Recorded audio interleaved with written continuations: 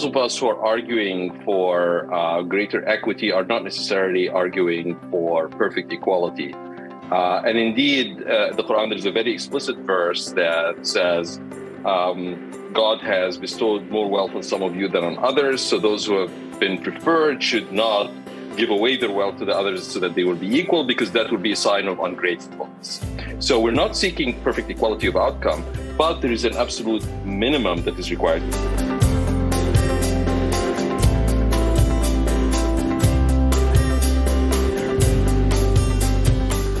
Welcome to the Acton Vault podcast, a product of the Acton Institute for the Study of Religion and Liberty.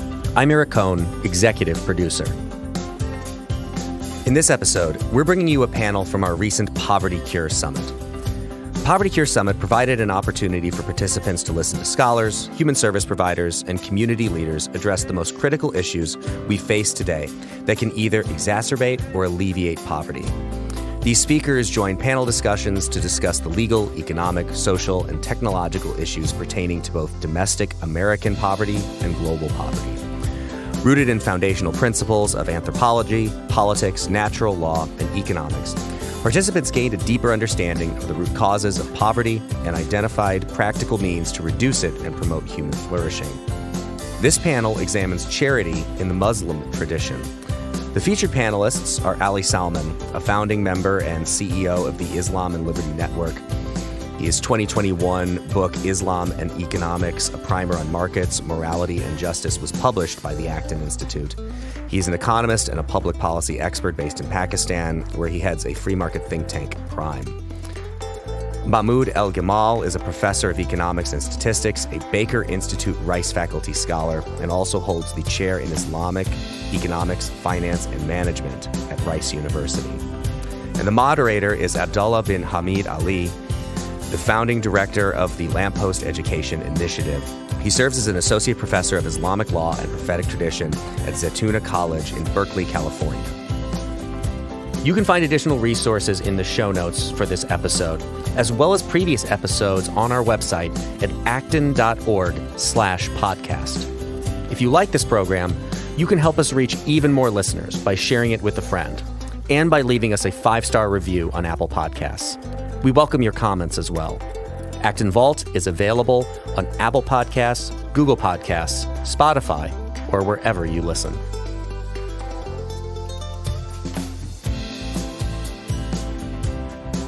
Bismillah ar-Rahman ar-Rahim, and welcome to Poverty Cure Summit 2022, which has been hosted by the Acton Institute. I'm your host, Dr. Abdullah Ali. I'm an associate professor of Islamic law and prophetic tradition at Zaytuna College, located in Berkeley, California. This particular panel is entitled Muslim Charity. So here today, we're here today to speak about the concept known as Zakat. And we have with us two esteemed Muslim economists. And I'll take the time to introduce both of them. And so we're really looking forward to engaging in this particular topic today. First, we have Mr. Ali Salman, who is a member of the Islam and Liberty Network. Ali is a founding member and CEO of the Islam and Liberty Network. In 2021, his book, Islam and Economics, a primer on markets, morality, and justice, was published by Acton Institute.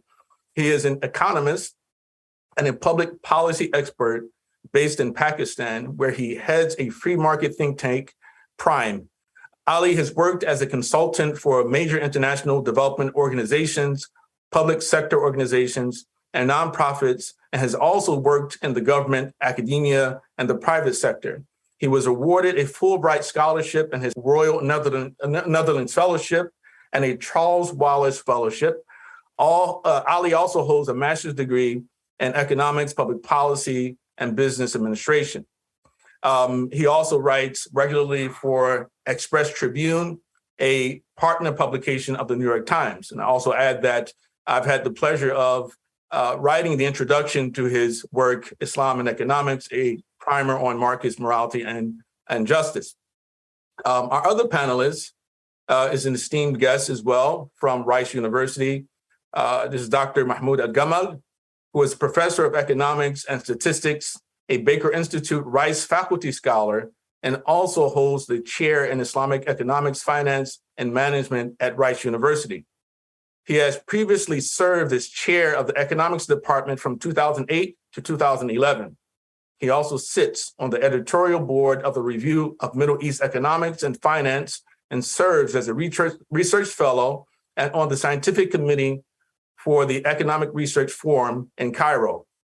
Professor El-Gamal received his PhD from Northwestern and has previously held posts at the U.S. Department of the Treasury, the University of Wisconsin at Madison, the International Monetary Fund, and the California Institute of Technology. His areas of expertise include international economics and finance, econometrics, behavioral economics, and Islamic law and finance. And of course, just as with Ali, I've had the pleasure of teaching from Professor Mahmoud's book on Islamic finance in my Islamic commercial law class at Zaytuna College. So this is a great pleasure and honor to have the opportunity to share or moderate this panel with these two gentlemen. So gentlemen, I'd like to welcome both of you to this particular panel.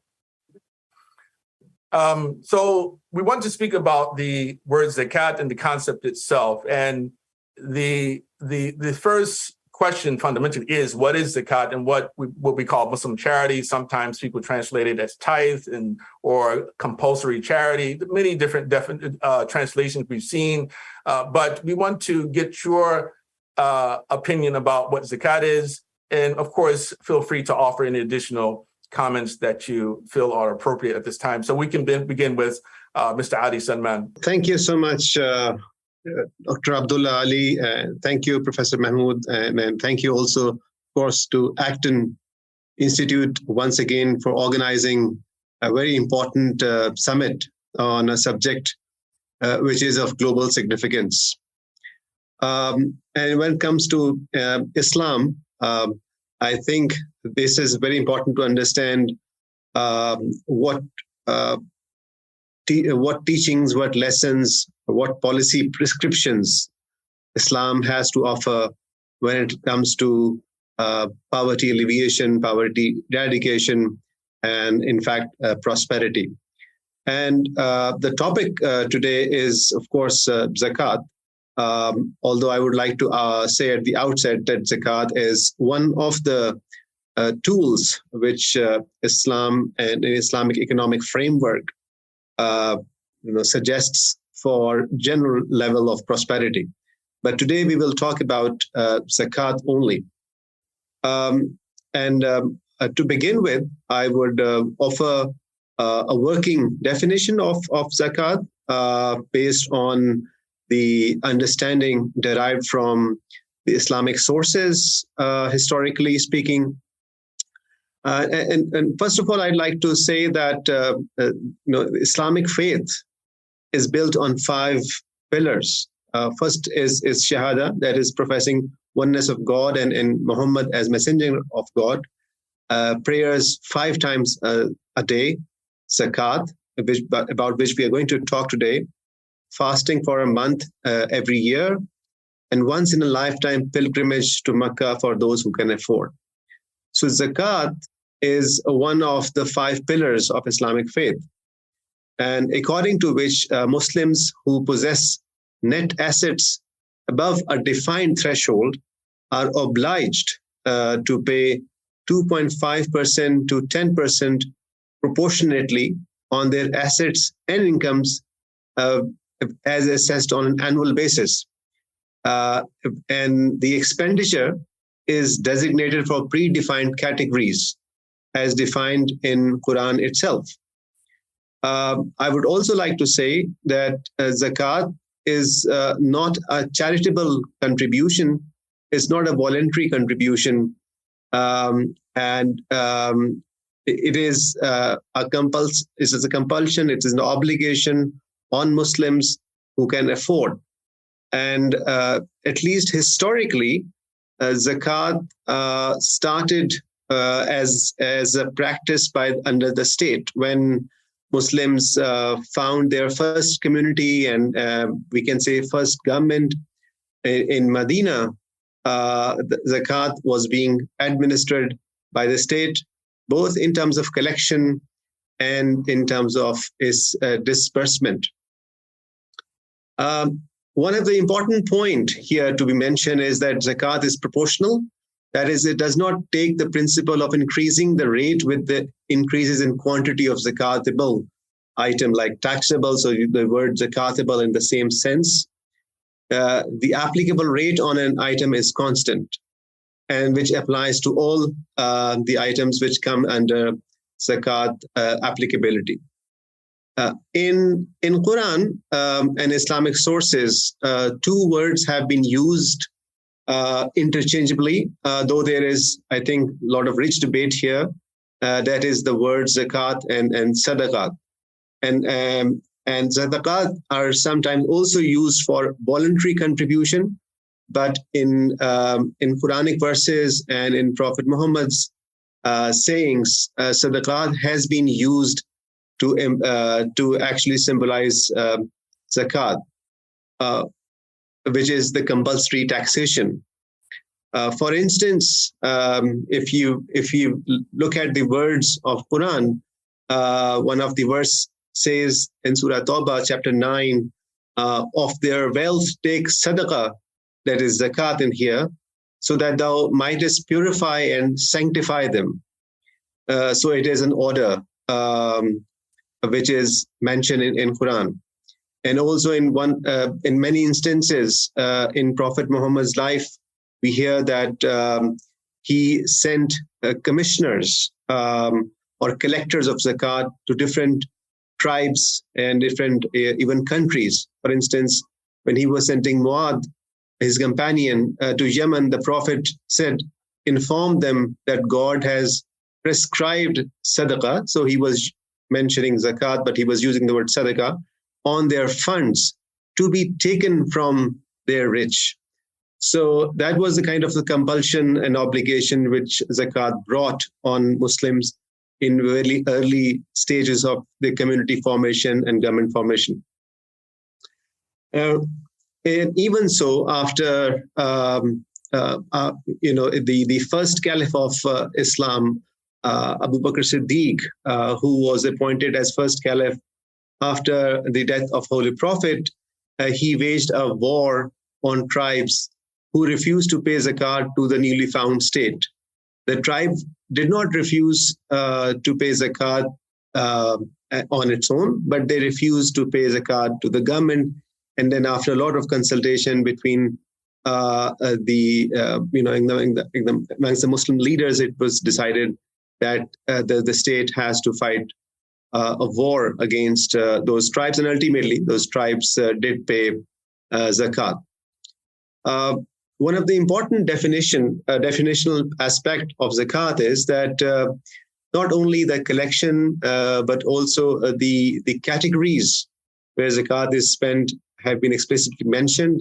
Again, chapter number 9, verse 60, in which there are 8 heads of zakat, which include poor, the needy, workers in zakat administration, so the government employees who would be employed for this purpose, those whose hearts are being reconciled, freeing slaves, those under liabilities or debts in the way of God and wayfarers. So obviously the Islamic jurisprudence following Quran, the practice of Holy Prophet, and centuries of Islamic jurisprudence, the fiqh, explains in detail in terms of the laws and regulation, how the zakat would be administered and collected and dispersed.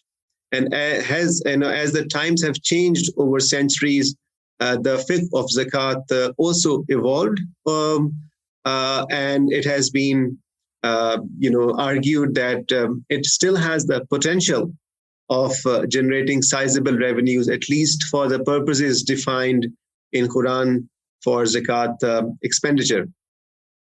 So it was mentioned that zakat is an important poverty alleviation tool, but I argue that it's not just poverty alleviation tool.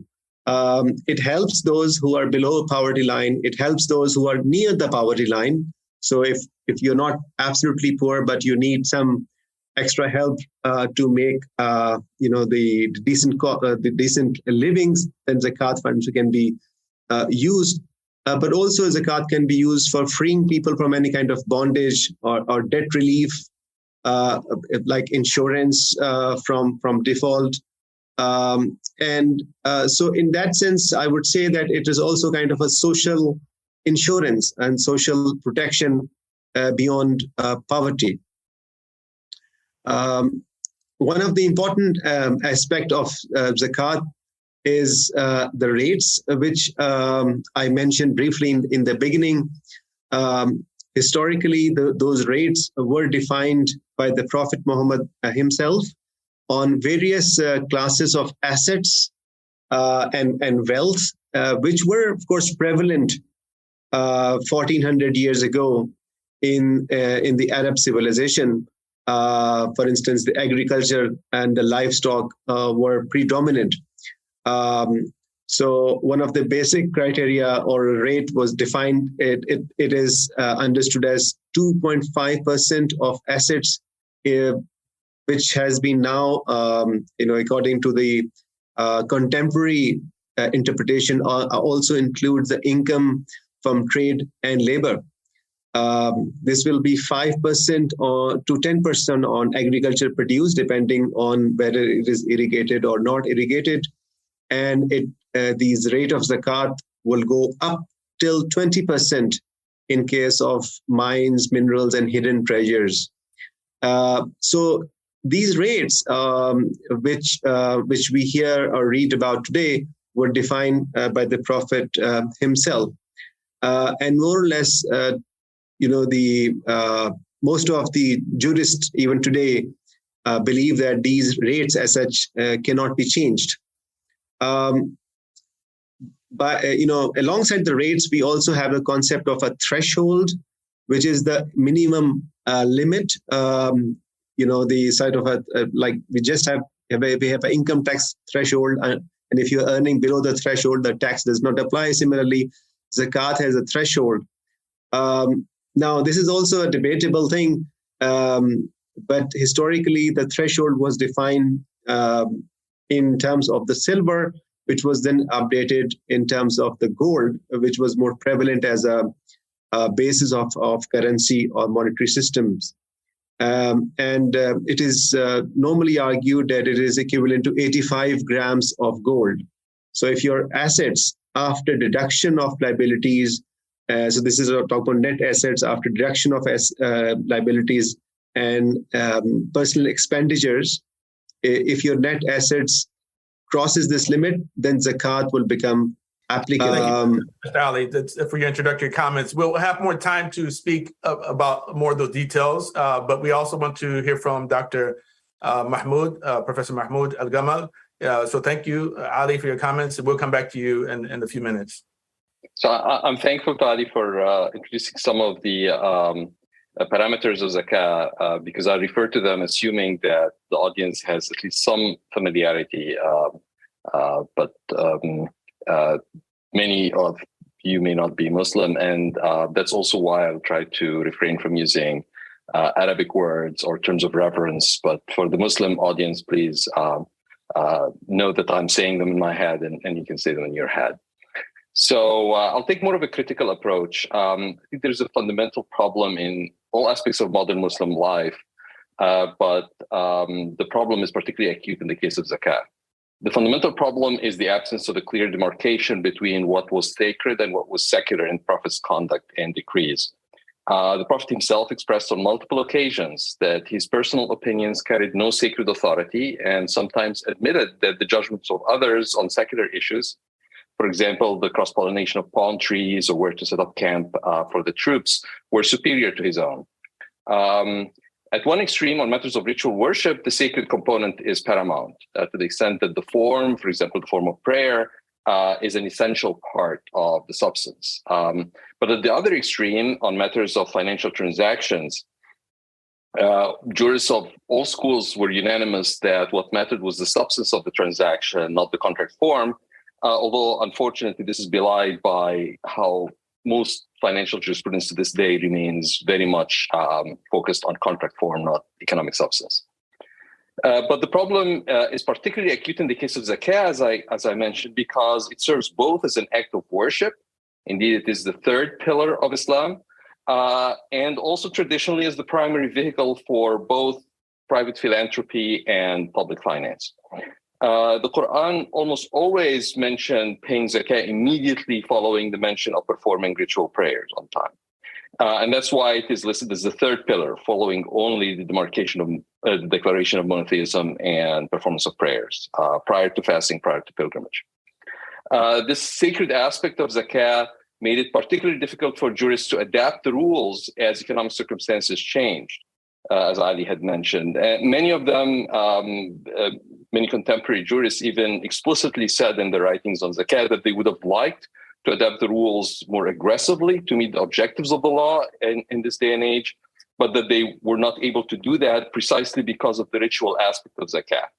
As a result, I would argue that the institution has clearly failed to fulfill its stated economic objective, especially when it comes to fighting poverty, which is our subject today. The eradication of poverty is unmistakably the primary substantive objective of Zakat. As the Quran in the verse that Ali just mentioned, the Repentance chapter, verse 60, listed 8 eligible categories for distribution of Zakat revenues. The first 2 are concerned with poverty, the extremely poor and those who are only relatively poor.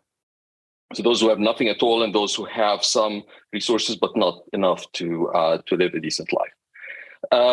While one of the 4 major Sunni schools of jurisprudence opined that Zakat revenue should be distributed across all 8 categories, or if in this day and age, for instance, the reconciled hearts is no longer relevant, then you distribute it over the remaining 7, and the collection officers, even if they were rich, would be the first to receive their share.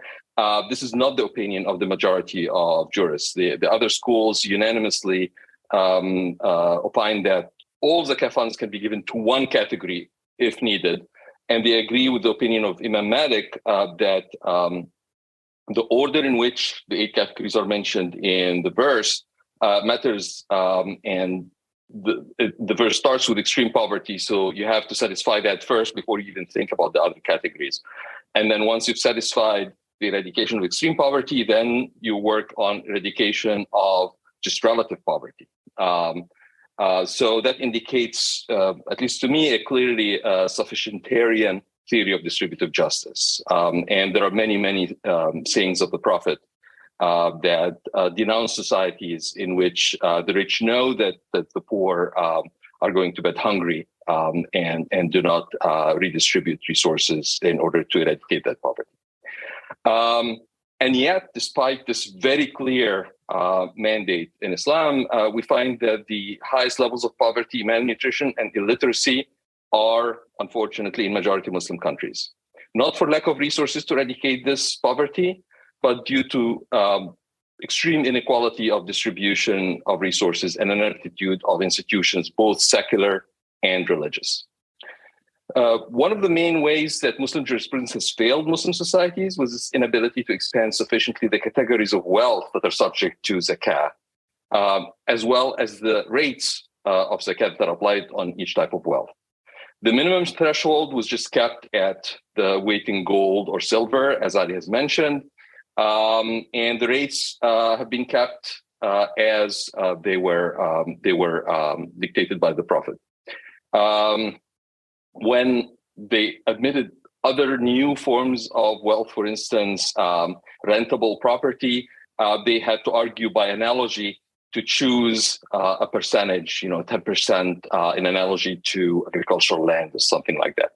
But basically, they endowed the specific weights and ratios that the Prophet had chosen with sacred authority that he may not have intended to have. It is perfectly rational to assume that the Prophet, in his time and economic circumstances in Medina, determined how much revenue he needed to deal with the poverty in the community and to finance his city-state budget. And then he determined how much wealth to exempt and what rates to charge on wealth above that threshold. extrapolating from this example then would not be to think, well, what should the threshold be for this new wealth, or which rate do we attribute to the new wealth, but to actually go back to the fundamental problem and look at the distribution of wealth in the community and the distribution of need in the community, and then to determine the threshold for taxable wealth and the rates that you have to charge, depending on the two distributions of needs and wealth. So it's fundamentally a public finance problem. Now, the example that Ali has mentioned, I think, makes the case for me that it was indeed a case of public finance, indeed a case of sovereignty, that the first Caliph Abu Bakr waged war against tribes that withheld the zakat, decided we're going to distribute them locally, we don't have to send them to the central treasury in Medina, by insisting and indeed even going to war against the opinion of very important companions like the second Caliph Omar, who objected very strongly to this opinion.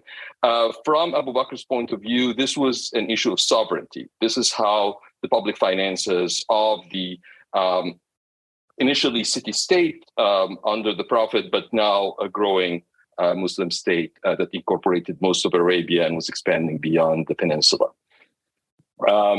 Now, coming to contemporary times, it's true that some countries like Saudi Arabia have collected zakat and distributed it according to the rules written in the Quran. Especially they collect corporate zakat. But the opinions of contemporary jurists still left many forms of wealth untaxed. And indeed, just to give one example, classical jurists and contemporary jurists all agreed that homes that are prepared for dwelling, i.e., not real estate that you're planning to flip or trade in, or to rent to generate income, but they are for you to live in, or for your children, or summer home, etc., are exempted from zakat. And I believe that has contributed over the centuries to the culture of investing in relatively sterile real estate in the Muslim world, which has hindered its ability to industrialize and catch up with the rest of the world. We're going to give Mr. Ali an opportunity to chime in a little bit on some of the things that you stated, and then we'll let you speak again once after that. But of course, eventually, what we want to work up to is a conversation about, again, the causes of poverty and the way that Islam treats poverty as well, right? But let's first hear from Ali Salman, speak for a couple of minutes, and then we'll come back to you, Professor Mahmoud.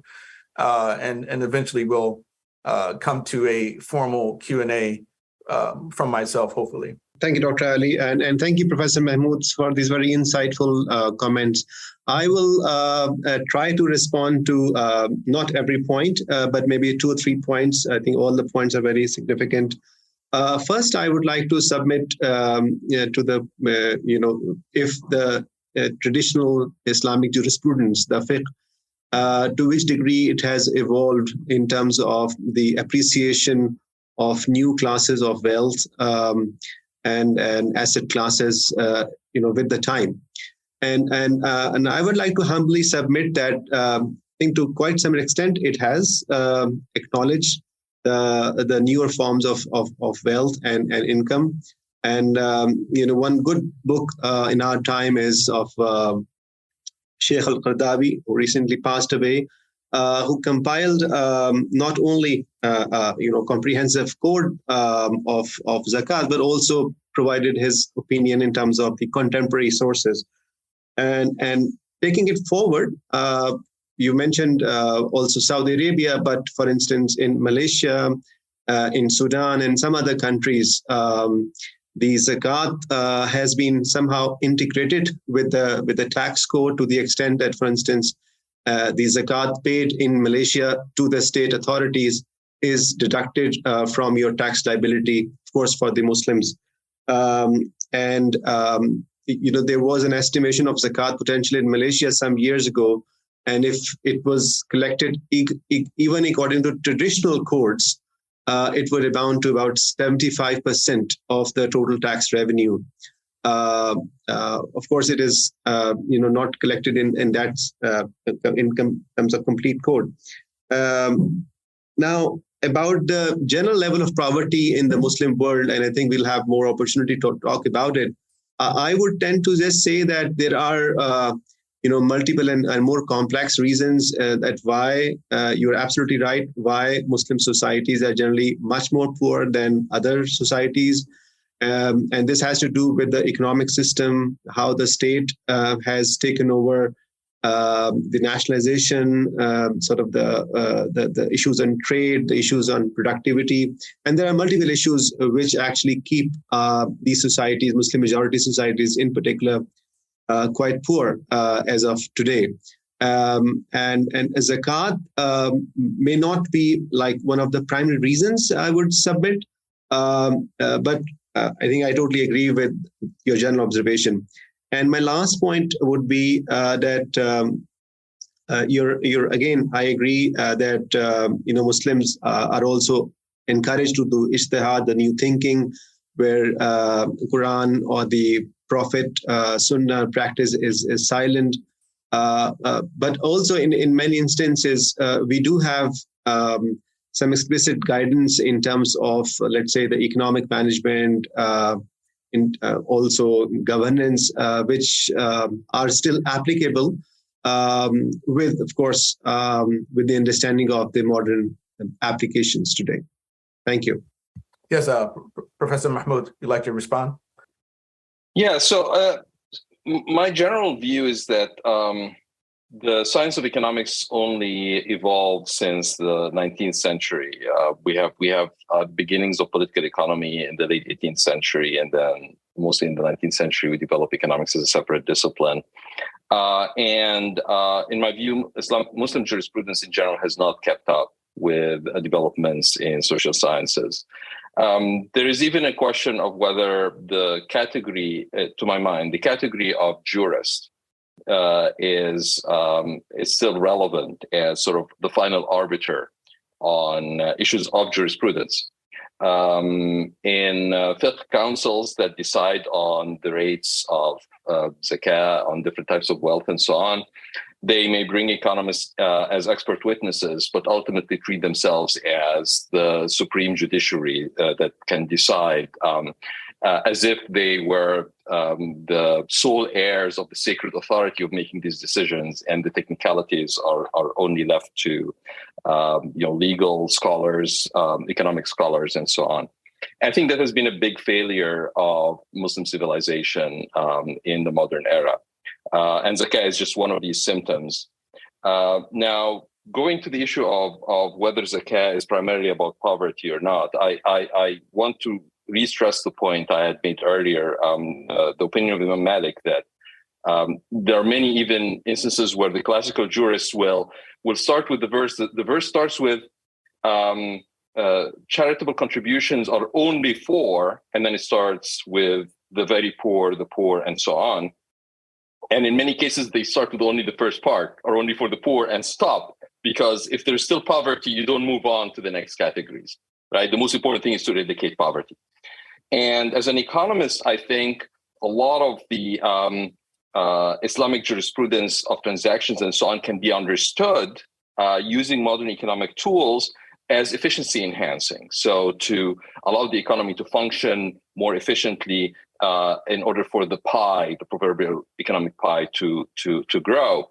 Zakat, I think, is almost exclusively, if there is poverty, a redistributive tool, and therefore, you need multiple tools for multiple objectives. The idea that a single tool will serve all objectives simultaneously is just not very good economics. Usually, just like we learned now, the central bank should deal with quashing inflation. That the Treasury, that the Ministry of Finance, whichever country you're in, the fiscal authorities decide on the stimulus.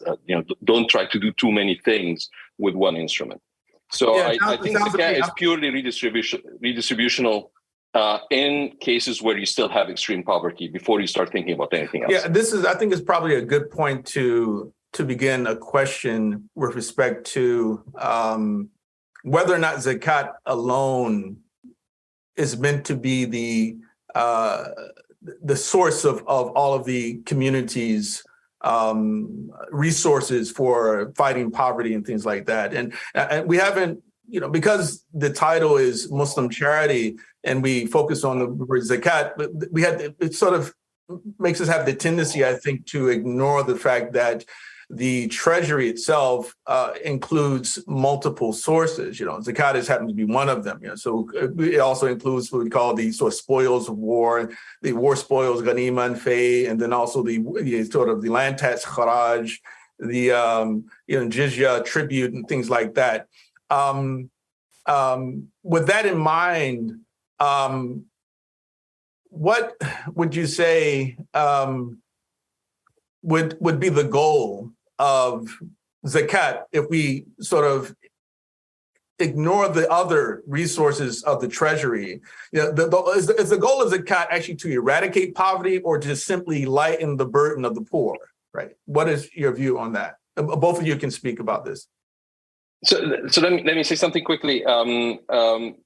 First of all, the other sources of revenue that you mentioned, so ghanima was there during the time of the Prophet, but it was sporadic, whereas zakah was predictable. Kharaj and ushr and so on were all added later on when the Muslim Empire included agricultural lands in Iraq and elsewhere. So this was stacked on, and I think that's one of the reasons that zakah then got compartmentalized into a more religious role, because the secular heads of the Fatimid or Abbasid or other states didn't feel that they needed zakah as much because they had all these other sources of revenue. But as a result, the jurisprudence was not as flexible as it could have been, and it got compartmentalized, like prayers, like fasting, into areas where you only reason by juristic analogy, not by logical analogy. Whereas in financial transactions, when they had to, start competing in the Mediterranean trade and so on, they were very, very flexible and very innovative. And that was the secret of their economic success. But it was also the secret of the eventual failure today with the high degrees of poverty that we don't know how to address. So in your view, the fundamental goal is to eradicate poverty, or to just simply lighten the burden of others, who actually are struggling financially? So again, a sufficientarian approach would draw a poverty line, which will depend on the society, and then to bring everybody up to that line. Mm-hmm. You're not responsible to then make them prosperous, but you have to eradicate poverty where the absolute line of poverty is not yet satisfied. Thank you. Mr. Ali, you have any comments here? So I think my view is that based on the Quranic injunction that we have discussed earlier, poverty, helping the poor people to come up to this minimum standard of living certainly is one of the important goals, but there are at least two other goals which I would like to mention. And that is, for instance, debt relief. And that is not necessarily about the poverty. Even people who are well off can be under kind of debt burden or liabilities burden, which can be, very sort of, can really test our day-to-day life. And zakat can be used as a tool to help those people. And there are the other, of course, sources of expenditure which are mentioned. But I tend to see zakat not just as poverty alleviation, but kind of a social protection and an insurance against, unpredictable financial problems that we can face in a lifetime, which is not restricted to just absolute poverty line. I think that is the kind of insurance mechanism which by a tax on the wealth and assets of those who can afford, relatively rich people, we can make sure that people who are without those assets have some degree of support to rise up to life again. Thank you.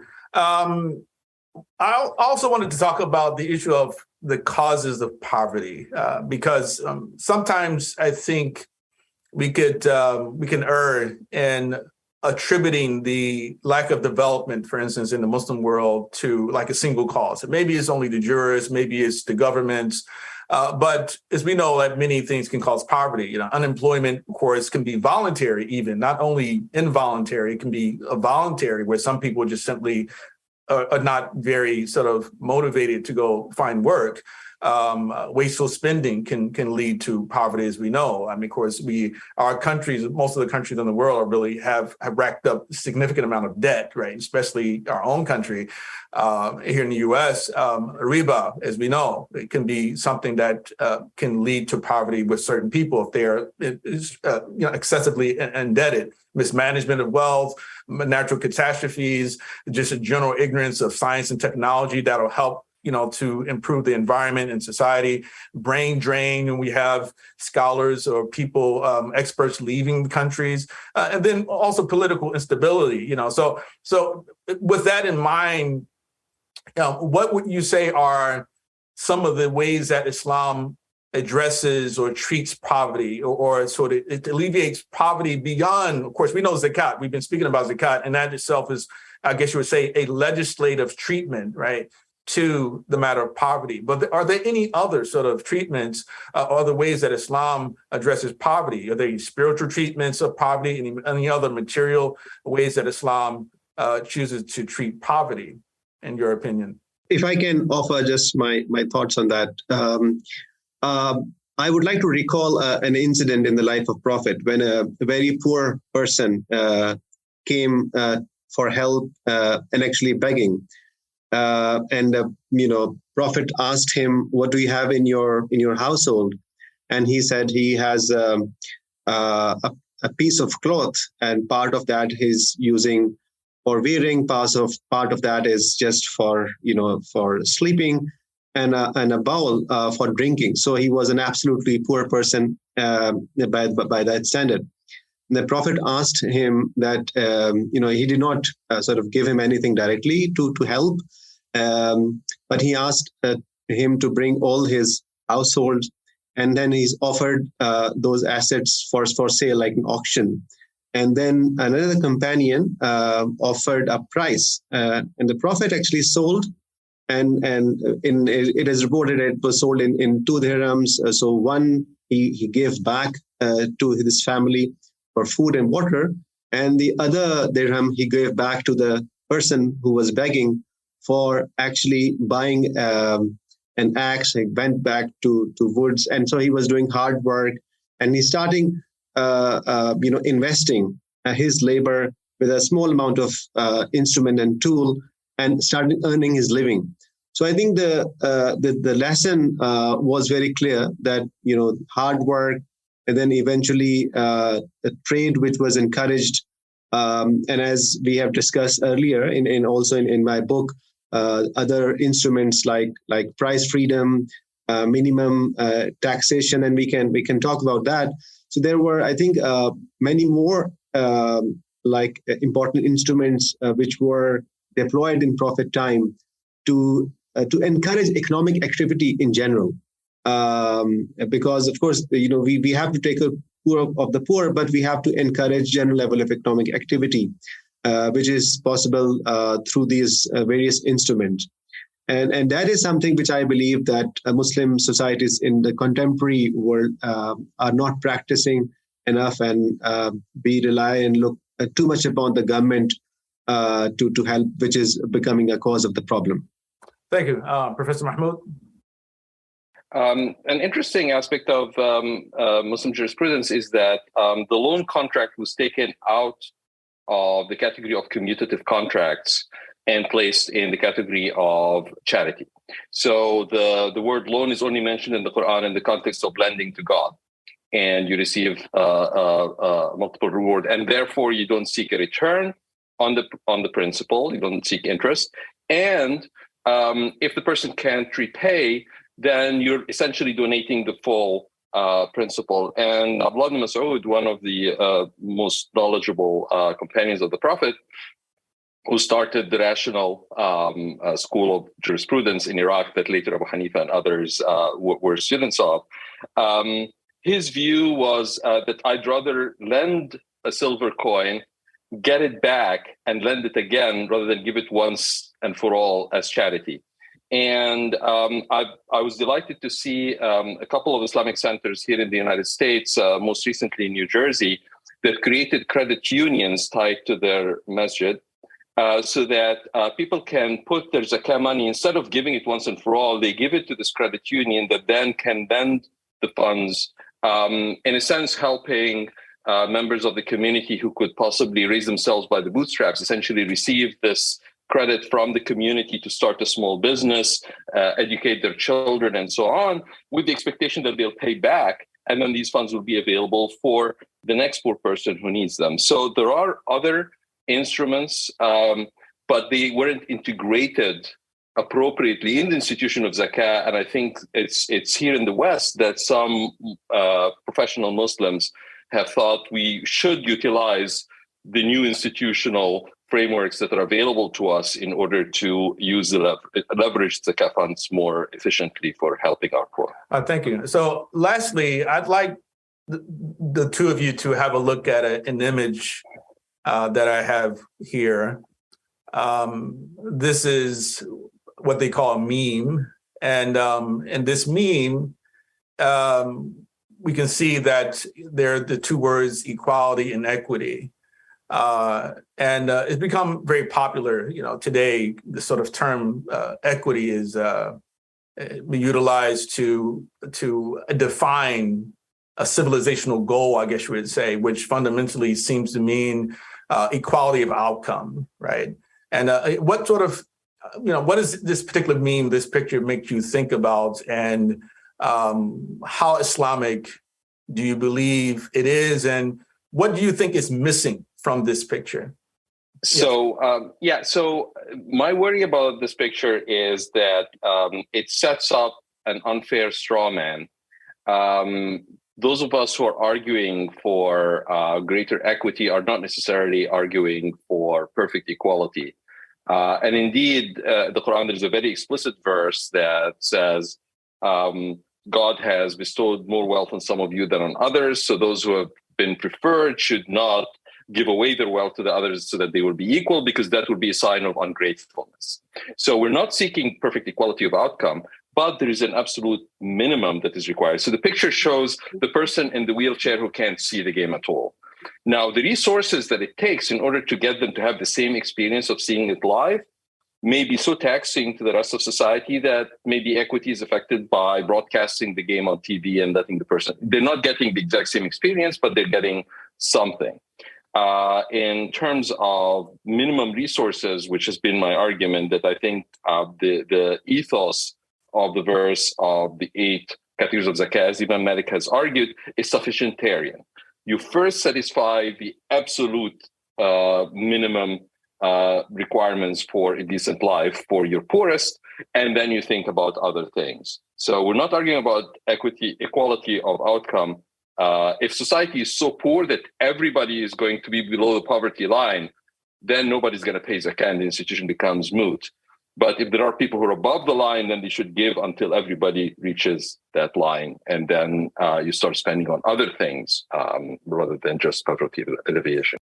Thank you. Mr. Ali, any thoughts? Well, I think more or less on the same line here with Professor Mahmoud. Watching a game in the stadium, if that is an outcome, I'm not sure that everyone would assign the same value to having that outcome. And perhaps we can leave it also to the human agency, to the choice, rather than bringing, let's say, a third agency like state. But I would like to add something here, and that is the concept of human cooperation. And so, let's for a moment forget about a state redistribution and those kind of instruments. And let's think about these 3 human beings who are in the picture. How can they help one another? Can the child be picked up by someone who is outside the wall? Yes, the child can be picked up. The person on the wheelchair can also, maybe it is difficult, humanly not possible to maybe pick him up, but somehow arrangements can be made by human cooperation to achieve some degree of equality. But again, I think watching the game may not be equally desirable outcome for all of us. Yes, thank you. Yeah, and so it seems that something that seems to be missing is the element of charity, right? And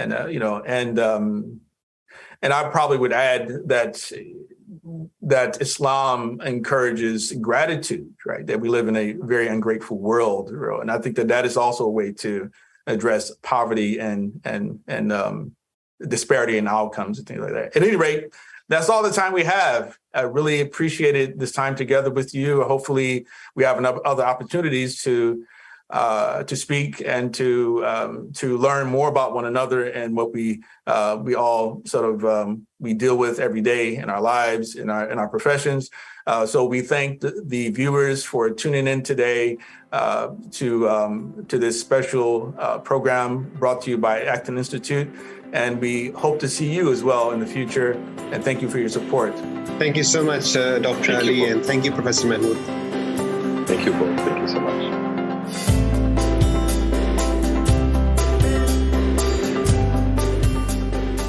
As always, thank you for listening. Our team loves putting this podcast together for you. It's encouraging to hear from our listeners. Feedback is incredibly important to us because it lets us know what you'd like to hear more of, including the kinds of topics you're interested in most. If you have comments, feedback, or ideas for a show topic or interesting guest, you can email our team at producer@acton.org. Until next week, for Acton Vault, I'm Eric Cohn.